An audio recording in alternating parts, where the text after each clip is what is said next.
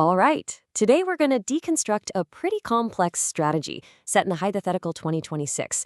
We're going to connect the dots between a president's family history, a brewing constitutional crisis at home, and, believe it or not, the total reinvention of a global alliance. And it all kicks off with a question you probably weren't expecting.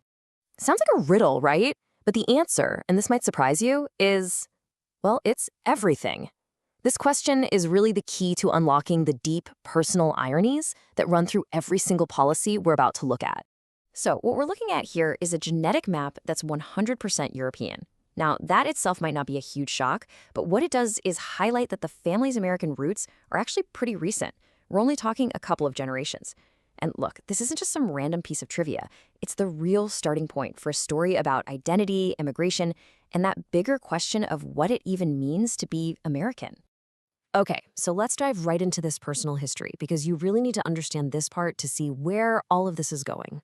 Our story doesn't begin in the US, but way back in a small town in Germany.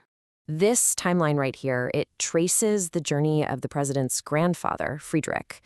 He was what we would now call an economic migrant, and he was also dodging his country's mandatory military service. He comes to the US, makes a fortune, and then tries to go back home, but he gets expelled. The Bavarian authorities actually officially labeled him an undesirable. And this quote, man, it just nails the central paradox, doesn't it? The very same kind of language, the same legal mechanisms that were once used against his own grandfather are now being echoed in the policies he's championing generations later. It's a historical twist that you can't ignore. And that brings us right here to this pretty stunning comparison. On the left, you've got 1905. On the right, our hypothetical 2026. That word alien is echoing across more than a century. But the context and the power dynamic, well, they've been completely flipped on their head. So this is where things really start to heat up on the home front. We have this huge national campaign, Operation Metro Search, and it is heading for a direct collision with the U.S. Constitution. It's setting the stage for a massive legal and social showdown. So you've got states and civil rights groups pushing back, and pushing back hard.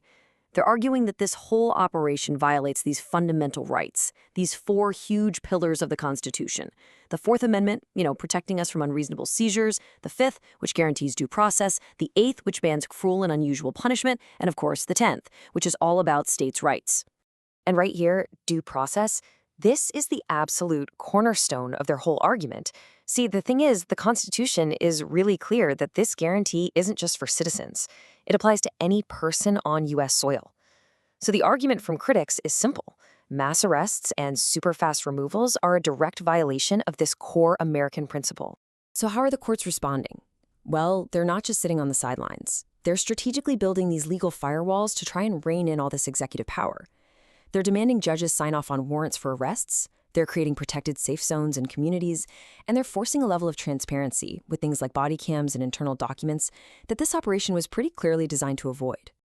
Okay, now I want you to zoom way out with me, because this whole strategy, challenging the old rules, shaking up the power structures, believe it or not, it isn't just happening domestically.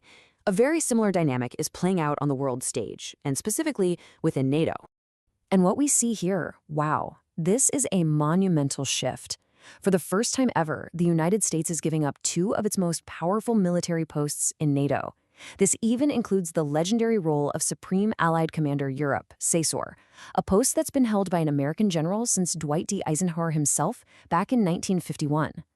This table, it just lays it all out perfectly.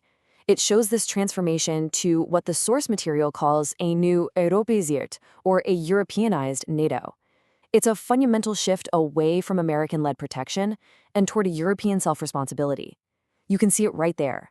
The U.S. steps back from leadership, it shifts the risk, and it completely rewrites the story of the alliance.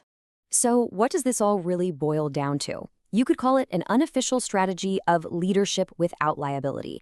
The U.S. gets to shed the direct responsibility and, let's be honest, the political blame if things go south, all while it gets to keep the ultimate say from behind the scenes, thanks to its unmatched tech, intelligence, and nuclear arsenal.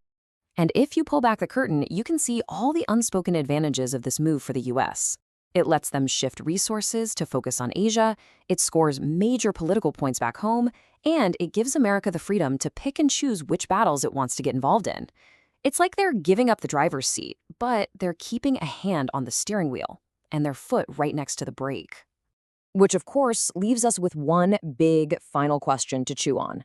Whether we're talking about testing constitutional limits at home or completely rewriting the rules of global alliances, the basic idea seems to be the same. Is this a new blueprint for America? A new model focused on getting rid of risk while still holding on tight to ultimate control? It's a huge question and one worth thinking about.